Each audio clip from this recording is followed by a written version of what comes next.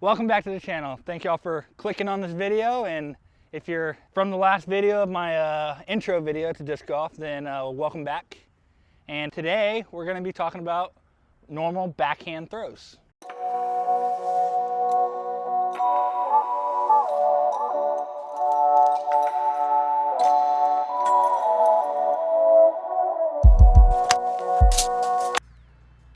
Okay, so today we're just going to be going over the basic flat throw. Like, we're not putting any angles on any throws. We're just going to throw it flat through the chest, and I'm going to kind of take you through those steps that we need to take for that. So first, you need to know how to grip the disc.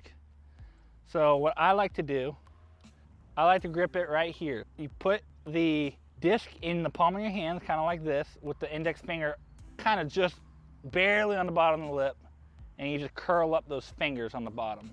And all the tips of the fingers are pressing up against that dome. This will give you a good lock, and this is kind of a power grip in some sense. Then we go into kind of what I like to use for mid-ranges, kind of a fan grip. It kind of gives you, some people say it gives you more control, throwing for more just control, trying to get like around a tree or just like in between a tree, then that fan grip is going to be what you want. I use these for a lot of my mid-ranges and my putters. We have power grip, fan grip. Those are the two grips I use normally. I know other people have different kind of grips as well. Honestly, it's whatever's comfortable for you, then comfort is key. So now that we've gone over the grips, I'm going to show you what we're going to do for the throw. You want to do something called a reach back. So for all the throws today that I'm gonna do, I'm gonna stand still for the first couple. I'm not gonna do a walk up or anything like that. You would normally do a walk up if you're gonna try to get max distance. For the sake of learning the disc, learning how to throw, I'm gonna do standstill throws. A standstill throw, my chest is right here. The disc is level, so I'm not putting any angle on it right here. So level, and when I'm ready to throw, so say this is my in line right here. You know, if I'm gonna throw, I don't wanna cross that line. So that's the end of the tee pad technically is what I'm getting at. Right here, now I'm straight up in the air. My stance is a little wide, but I like my stance wide. And so now what we're gonna do is we're gonna reach back.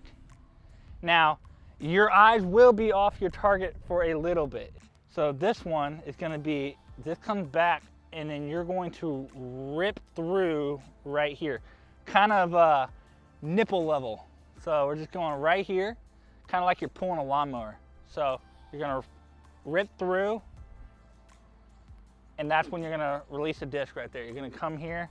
We're gonna start now with putters. That's what we're gonna start off with throwing. I recommend starting with putters and mid-ranges when you're first starting out, especially with these standstill throws, and especially with just starting out in general. You're gonna get a lot more flight out of it, and you're gonna feel a lot more control with these putters and mid-ranges. The reason why I decided to go with putters to begin with is putters really show your mistakes. They help you kind of find out what you're doing. It shows you if you're kind of doing something with your wrist that you don't want to be doing. I have a collection of putters here. Some are overstable, some are understable, and some are just nice straight flyers. And if you don't remember what understable, overstable, and stable is, go back to my last video and look at that. It's based on the numbers, the flight numbers for the disc. First, we'll start off with a overstable putter.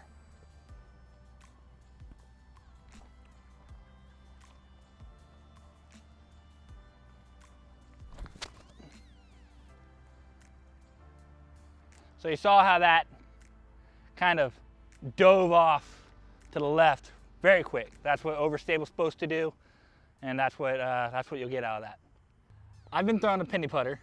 Penny putter has been a very big throwing putter for me. So we're gonna see how this flies. It's very stable. It's a very straight flyer. So here we go.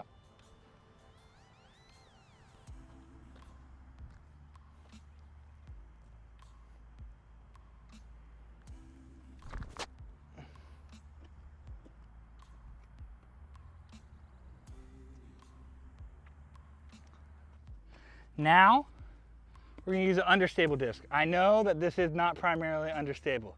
Learning lesson here. When you beat in a disc, as much as I beat this in, I started out with this putter, and I've been playing for over a year now with this putter. So now this is very beaten in, so it's not very true to its numbers. So what I mean by that, this disc is a lot more understable than what it will say it is. And I know that because I've been using it a lot. So you will find out that as you go play with more discs, you'll find that discs start to fly a little differently than what they say they do. So, continuing on.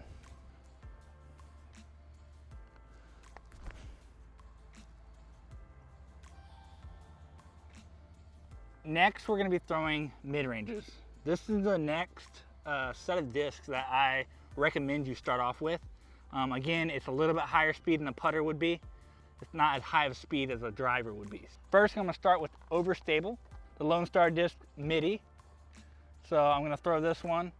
I've thrown this a few times, and it's pretty overstable.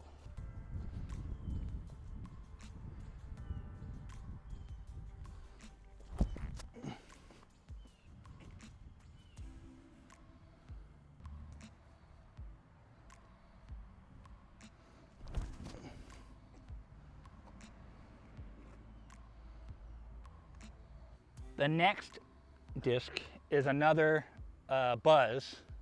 This one is a Buzz SS.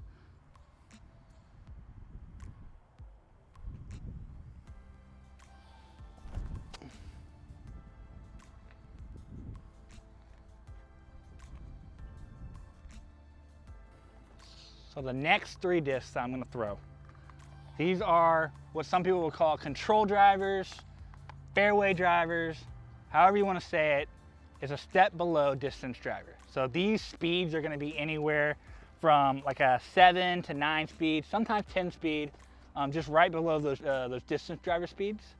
And so these drivers would be what you would bag if you were going to the woods and you needed something that would get distance, but also you can kind of maneuver your way around things. So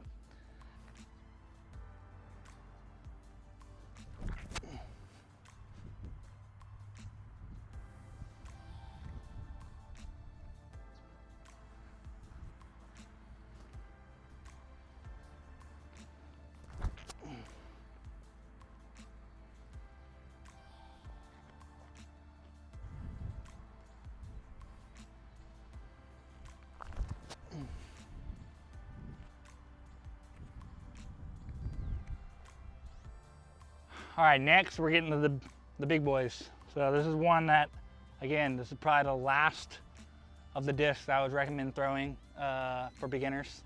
This is something that you're gonna be throwing once you kind of got the hang of everything else.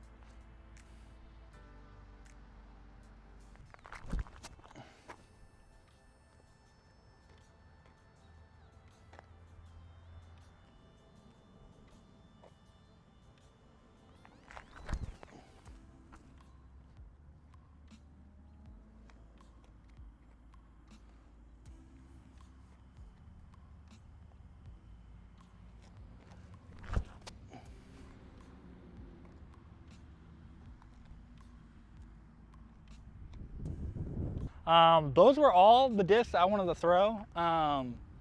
So we started with putters, went to mid-range, did some fairway drivers, and then did some distance drivers.